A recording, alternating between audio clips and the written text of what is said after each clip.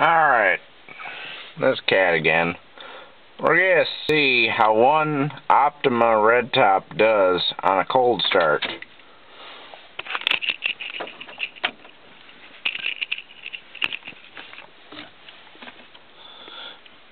Mind you too, right now it is hit 32 degrees Fahrenheit, and the truck has been off for a good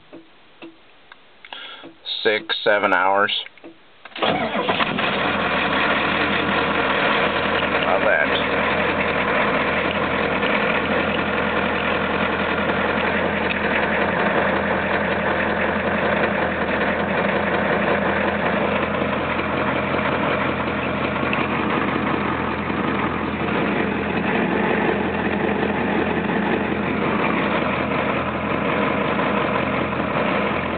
Well, we'll see how it does the rest of the winter, but so far